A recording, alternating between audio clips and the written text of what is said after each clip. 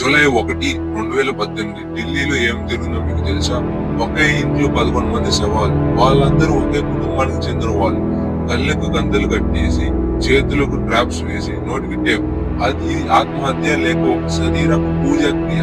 తెలుసుకుందాం రండి.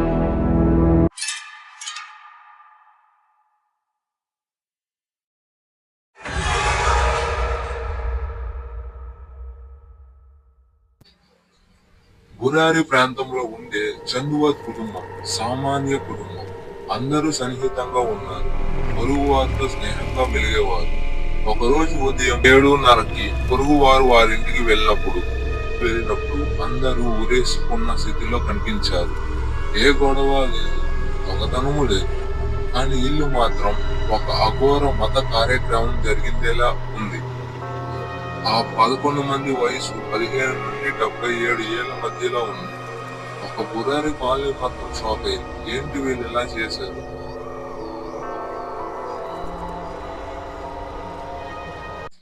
ఆ ఇంటి కార్నర్ లో 11 పైపులు బయటకు ఉన్నాయి. ఇవి కూడా ఒక రహస్య సంకేతమా, లేక అనుకోకుండా అయ్యిందా? ముఖ్యంగా 11 డైరీలు 11 సంవత్సరాల పాటు రాసినవి. తాజాగా 11వ సంవత్సరం చివరి పేజీలో రాసి ఉంది ఏంటంటే, ఇది చివరి పూజ, ఇక మోక్షం పొందుతాం అని రాసి. లలిత్ తన తండ్రి మరణం తర్వాత మానసికంగా మారిపోయాడు. అతను తన తండ్రి ఆత్మతో మాట్లాడుతున్నట్లు ఫీల్ అయ్యాడు.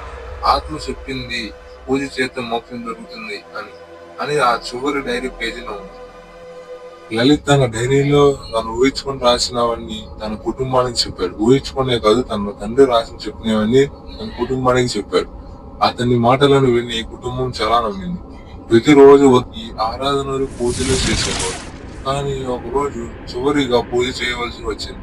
అందుకు వీళ్ళ కుటుంబం అంతా ఉరి వేసుకోవాల్సి వచ్చింది. అందరూ భావించారు ఇది శుద్ధ లేదా మోక్షానికి మార్గం అని. కానీ ఇది జీవితం నుండి ఎగరేసిన అంతిమ ఉరితాడయింది. ఇది ఒక మానసిక అనుభూత లేదా ఆధ్యాత్మిక భ్రమ? ఒక కుటుంబం మొత్తాన్ని మాయం చేసింది. మరి ముఖ్యంగా 3 పిల్లలు కూడా ఇందులో చనిపోయారు.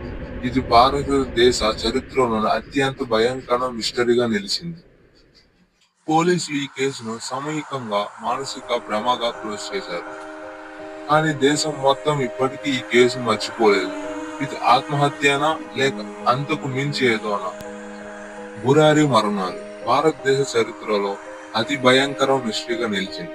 దీనిపైన మనం మూవీ కూడా తీశారు, హౌస్ ఆఫ్ సీక్రెట్స్. నెట్ఫ్లిక్స్ లో అవైలబుల్ గా ఉంది.